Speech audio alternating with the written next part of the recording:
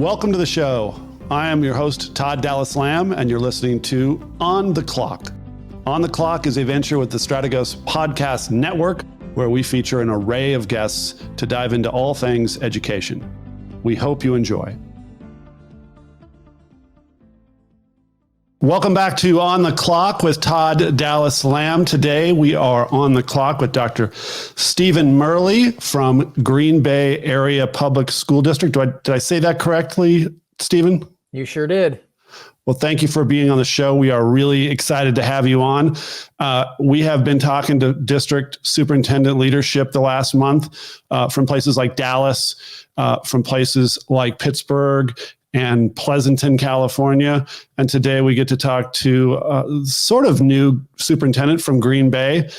Congratulations on your new gig. I believe you started last July. Is that correct? July 1st, right in the middle of the pandemic. Well, let's talk about that for a second, because this has sort of been pandemic education podcast talk, and why not? It's all anybody is really talking about. And you are the first one that we've spoken to, first superintendent, first education leader, who actually changed from one district to another right smack dab in the middle of the pandemic. I can only imagine what it's like to be the new guy in a district where all the same debates that we've been having nationally over whether kids should be in school or not, whether teachers' unions want to do it, whether parents want to put their kids in, some do, some don't. What was it like being the new guy in that atmosphere? Well, one thing that might be a little different than some other newbies coming in on July 1st is that this is year 16 in the superintendent seat for me. And before the 10 years that I was in Iowa City, I was actually in a district about an hour and a half down the road here. So although things change a lot in a decade, one of the area service agency directors when I left the state is the governor, now that I returned. And so there are some familiar faces. I know how the legislature works. I know how the budget works. So that certainly gave me a leg up. Of course, I was anticipating when I took the job that was going to give me a significant leg up. And coming in the middle of a pandemic, maybe it allowed me to keep my head above the water. But, you mentioned the role that this whole pandemic played in changing the world of education. And I can tell you that coming in the middle of it and grabbing the baton from the retiring superintendent and figuring out how to take the end of the last school year and then move into the start of the school year was an incredible lift. Great team here, but to go from, we knew we had to close down, the state issued an edict, to what do we do in the fall was a lot of work in a very short period of time. I can only imagine. I would imagine, even though you had the background of knowing the state and knowing the politics, which is always such a underappreciated aspect of your job, is understanding the politics of your own district. I imagine that you spent a lot of time just listening in the first few months. I did. And I tell you what, it's hard to listen when the only way you can do it is on these tiny little 1-inch screens, Yep. Right? I couldn't do what you normally would have done on an entry tour into a school district. I didn't spend any time at coffee houses. I didn't spend any time at elementary school playgrounds. I wasn't at Rotary. I didn't go to Kiwanis. And so I had to really rely on people in the district and folks that I knew from Green Bay from a decade ago to try to get me introduced to people. And the trust capital that you need to make really difficult decisions in the middle of some type of catastrophe like this pandemic has been, I had none of that.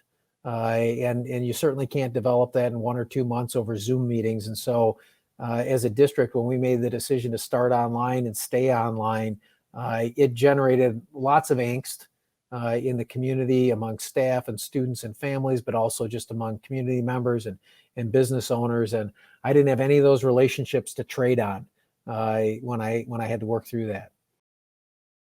How about, like, for example, when you were fully online, were you allowing athletics to take place? And where are you now? Are you back in the classroom and in some capacity? So I'll start with where we were, but I'll share one tidbit for you. I've not, in my career, had to send front-end loaders out onto football fields before. But rather than playing sports in the fall, our state athletic association allowed us to move those seasons and drop them in between the winter and the spring season. So we're actually, along with about 2/3 of the other districts in the state of Wisconsin, we're playing football now instead of playing it in the fall. So when we started fully online, everybody online, no extracurriculars, nobody in the buildings with the exception of teachers who didn't have adequate internet access at home. They were allowed to teach from school. But other than that, we had everybody off-site. And today, we are back to all students are in school full-time. But for us, full-time is 4 days a week. Because as we transition back, one of the things that we heard really clearly from students and families was they didn't want new teachers. They developed a relationship, albeit it's over this remote platform, but they all developed a relationship with their teacher, and nobody wanted to lose their teacher. And so our teachers are in a semi kind of high flex mode right now, where they've got those students that are present in their classroom 4 days a week, but then they also have up to 20% of their kids that are online. And they're coming in remotely into class each day. So we use our Wednesdays for small group and individual connections with teachers and to provide them some extra prep time to work with the students in both modalities. So the front end loaders were used to remove, I'm guessing, snow from the football field? They were plowing our fields to start the season this year. And I have to assume that high school football in Green Bay, Wisconsin is every bit as big a deal as professional football to the folks that live there. Yeah, football's a big deal here in Green Bay. So making sure that we could get our kids on out on the competitive field was one of the main reasons that we decided not to play in the fall. And there were a lot of schools, about 1/3 of the schools in the state that did play in the fall. And many of them suffered through isolation and quarantine issues, which prevented them from playing. So we were really hoping that we'd be kind of at the point we are today, where the vaccination rates are higher and some of the restrictions are a little bit less, and that we would have a much better likelihood of getting our kids through the season. So one of the longest running football rivalries in the state of Wisconsin is Green Bay East versus Green Bay West. They were able to play it this last weekend. Exciting game, wound up 15-14. Can't beat that in high school football. If anything, I've tried to take away some positives from the last year. And one of them is an appreciation of just how wonderful it is to go watch kids play athletics and to see the need that they have to do that. My own son plays soccer, and watching him not being able to do that, staying in his room, it really does have an effect on these kids, doesn't it? Well, I'll tell you from a personal perspective, my youngest kid graduated last year and I was down in Iowa City, and soccer is a spring sport in Iowa. And they'd finished as runners up in the state championship the year before. So obviously they were gunning for an incredible season. And then March 13th arrived and their tryouts were scheduled to start on Monday, the 16th of March. And here's Dad, the superintendent, shutting everything down. So my son lost his senior soccer season, and it was devastating in our household. So when I think about it, what I picture in my head is the experiences that we had in our house at the dinner table, sitting down and working through that. And it was a major social, emotional blow to him. And so that was first and foremost front and center in my mind when I was sitting there in the fall and looking at what was going on, and said, hey, if you can buy me 3 or 4 months for us to get this under control so we can get kids back out on the field, I'll plow snow off fields in the spring to get kids out there to play. How messy and political did it get with parents lobbying for whatever they might have been lobbying for? I'm sure that maybe even they're still doing that in previously in Iowa and now in Wisconsin. Were parents really getting active in that regard, and Facebooking and all that stuff that parents do? Yeah, there's a big nationwide network of open, fill in the blank here, it's OpenGB Facebook pages, and the internet being what it is, they do a great job connecting with each other and building that network of support for their cause. And they were very, very active here in Green Bay. pushing really, really hard for us to open sooner rather than later. And you understand it. I mean, if you're a parent and you're at home and you're watching your kids struggle, whether it's academically or social emotionally, and you have a reference point of what it was like last year and the success that they were having in school, that the idea that if I can just get them back to where they were, that we can start to experience some of that same success again is a powerful driver. And I always tell parents they are the first and best advocate for their children. I certainly don't begrudge it when they push their issues hard, because that's where the meaning is for them. And we had a very large group of parents that wanted their kids back in school sooner. We also had a large group of parents that were very, very worried about the health of their kids. When you think about Green Bay, you may not know it too well, but we have a large Hispanic population here. We're about 35% Caucasian, about 65% Black, Indigenous students of color. And we've got a large Hispanic population that was very, very fearful of having their kids back in school. And so we had a little push-pull going on with that. I can only imagine the dynamics. It's funny how it all breaks down. We all live it every day. We know that friend of ours who doesn't want to come anywhere near anybody forever. In fact, one of my best friends, his wife, last night went to dinner for the very first time in 1 year.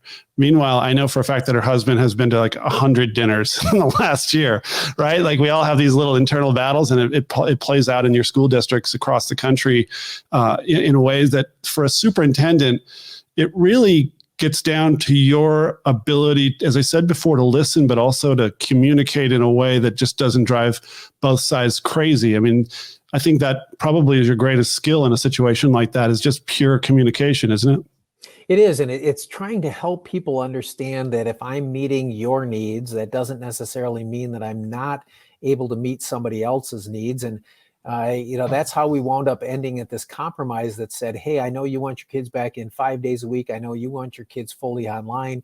Neither one of you want to lose your teachers. We understand the role that bond plays between the student and the teacher. So where do we find some kind of middle ground that ensures that each of you at least get some and as much of what you want as possible, recognizing that you're not going to get everything that you want, because I can't do that for everybody. And walking them through that, I'll be honest with you, we had some 4-hour listening posts with the board. We had some 4 to 5 hour board meetings where we had multiple callers and very emotional tears, anger, all of the things that you would associate with this, and helping your board negotiate through that. I've got new board members. I have 3 new board members, and you come in, you talk about coming in new as a superintendent. Imagine coming in new as a board member, and how do I deal with all of these emotional parents, and how can I help meet their needs? And so learning to work through that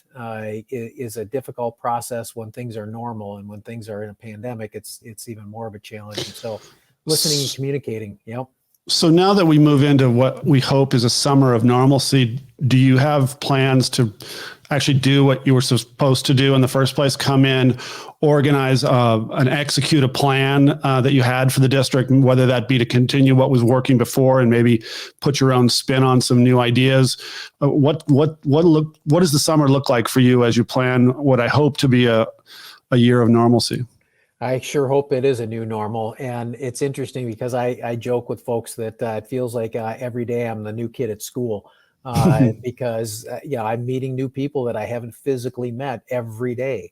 And one of the things that we're doing is we've got a board retreat coming up in May where we're talking about some of the strategic planning initiatives that we need to get rolling in the district.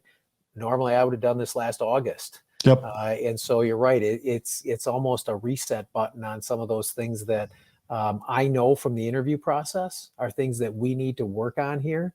That in a normal transition process, I would have spent this year working on them, and we spent this year doing other things. And not that that's good or bad. It's just that's what happened. And so now it's an opportunity for us to push that reset button and get back to work. You're going to get probably a good chunk of this federal money that's coming down the pike. What have you learned and what have you heard in the last 9 months that's going to inform how you spend that money? Is it going to be on things you already have that maybe there was a lack of funding from the state level before and you're going to cover it that way? Or is there something out there big where you're like, man, I know we need this because I just had an interview a couple of weeks ago where they now know, as you mentioned, something like 20% of kids are going to demand to have school virtually for the time being, for the foreseeable future. That could be a new reality in education, and you're going to probably have to plan for that. Absolutely. So we're really fortunate because of the distribution mechanism, which is on that Title I formula. So Green Bay stands to get about $70 million between now and September 30th of 2024. So we are indeed starting a brand new pre-K to 5 virtual elementary school. We plan to scale that up through middle school and high school as we move forward. But we're going to have the pre-K 5 program up and ready to go in the fall. There's another option you have here in the district for online in the middle and high school grades. It's not quite the same, but it'll give us a place for those kids who want to be online at the secondary level. We plan on 4 years worth of super summer school. We're going to go 8 to 5. We've got academic and enrichment opportunities for students, breakfast, lunch, dinner, wraparound care for them. Because we also recognize that, schools, and we've learned this intimately during the pandemic, we are an integral part of the successful functioning of the world of work and business. And we can be there this summer to help parents as they are transitioning back into the workforce by providing that all-day support for their students. We can help those kids get back on track academically and social emotionally. And so that's a service and a benefit that the district can provide to the community as a whole. And so we're looking at that literally over the course of the next 4 summers, using that for academic acceleration and also family support. When I think about pre-K, I really think about reading. And help me out if I'm wrong here. I mean, I feel like where we lose students is in that middle school area where if you can't read by middle school, you have zero academic confidence. And from what I've been told by the experts is that kindergarten is receiving a lot of students who've never been read to, who don't understand that the sentence starts on the left and ends on the right. Is that when you think about pre-K, is that what you think about? I'm sure there's some numerical work that can be done by a 4-year-old. Counting is important, but you can read and write in this country. You can do pretty well. Absolutely. That literacy and the basic skill set is so incredibly important. And I think that one of the challenges that we're going to have, and you can certainly understand this one, is if you're a parent and you had a child that was eligible for pre-K last year, you might have said, I'm not sure I want my 4-year-old in online pre-kindergarten.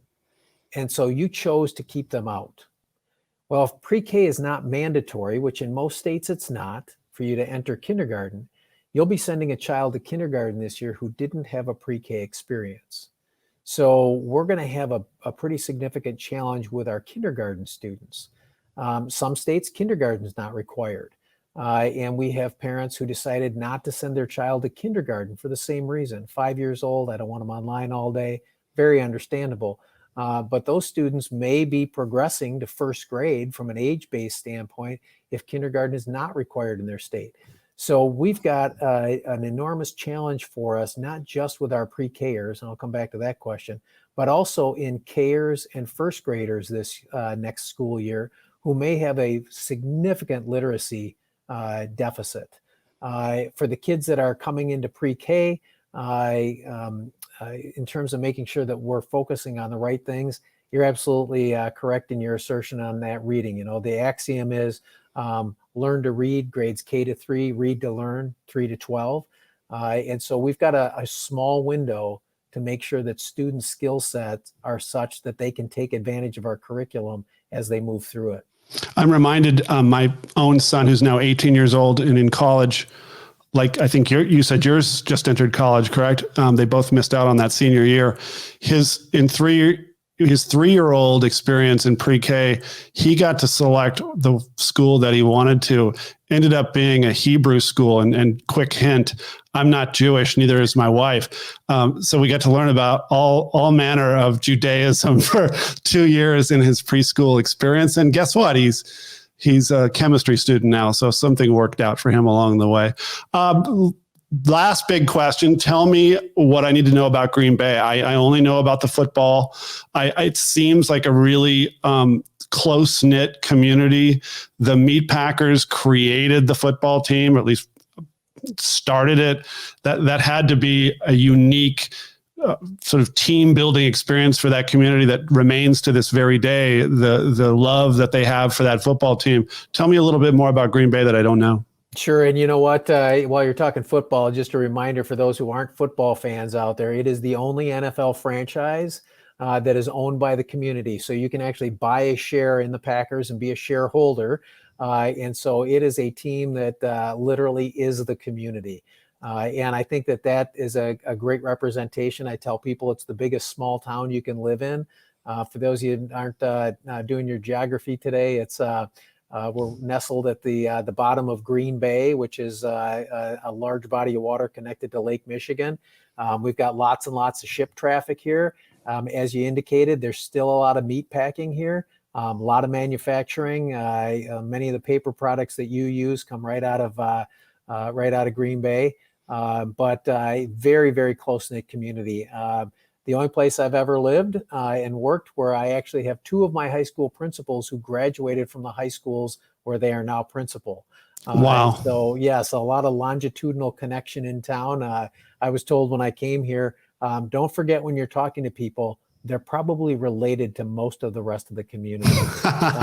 So it's really neat because, one of the things about that's different. I've lived in some communities where there's a lot more mobility. And here, going full circle back to your first question, I was able to leverage that because I could say to somebody, hey, I know that your mom is this, your sister is that, your brother is that, your in-law is over here.